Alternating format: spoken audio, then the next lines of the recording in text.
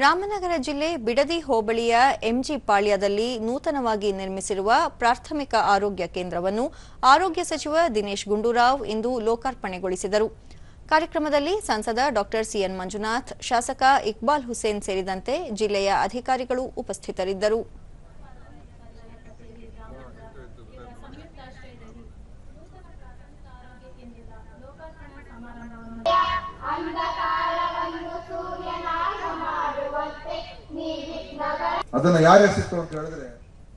ಬಳಿಕ ಸಚಿವ ದಿನೇಶ್ ಗುಂಡೂರಾವ್, ಗ್ರಾಮೀಣ ಭಾಗದ ಜನರಿಗೆ ಉತ್ತಮ ಆರೋಗ್ಯ ಸೇವೆ ಒದಗಿಸುವ ದೃಷ್ಟಿಯಿಂದ ಸರ್ಕಾರ ಹಲವಾರು ಕ್ರಮಗಳನ್ನು ಜಾರಿಗೆ ತಂದಿದೆ.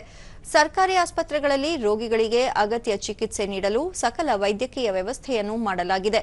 ಸರ್ಕಾರಿ ಆಸ್ಪತ್ರೆಗಳಲ್ಲಿ ಖಾಲಿ ಇರುವ ವೈದ್ಯರು ಸೇರಿದಂತೆ ಸಿಬ್ಬಂದಿ ಭರ್ತಿ ಮಾಡುತ್ತಿದೆ ಎಂದರು.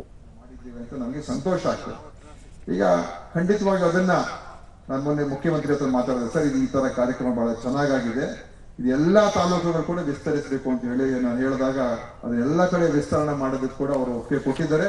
ಬರೋ ಈ ಇನ್ನೊಂದು 2-3 ತಿಂಗಳಲ್ಲಿ ಇದು ಯಾವುದೇ ತಾಲೂಕು ರಾಜ್ಯದಲ್ಲಿದ್ರೆ ಆ ಕಾರ್ಯಕ್ರಮವನ್ನು ನಾವು ಅನುಷ್ಠಾನ ಮಾಡೋದಕ್ಕೆ ನಾವು ತೀರ್ಮಾನ ಮಾಡಿದ್ದೀವಿ.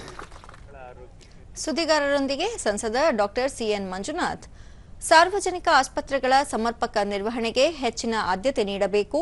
ಪ್ರಾಥಮಿಕ ಆರೋಗ್ಯ ಕೇಂದ್ರಗಳಲ್ಲಿ ಸಿಬ್ಬಂದಿ ಕೊರತೆ ಇದ್ದು ಕೂಡಲೇ ಸಿಬ್ಬಂದಿ ನೇಮಕ ಮಾಡಿಕೊಳ್ಳಲು ಅಗತ್ಯ ಕ್ರಮ ಕೈಗೊಳ್ಳಬೇಕು ಎಂದು ಸರ್ಕಾರಕ್ಕೆ ಸಲಹೆ ನೀಡಿದರು.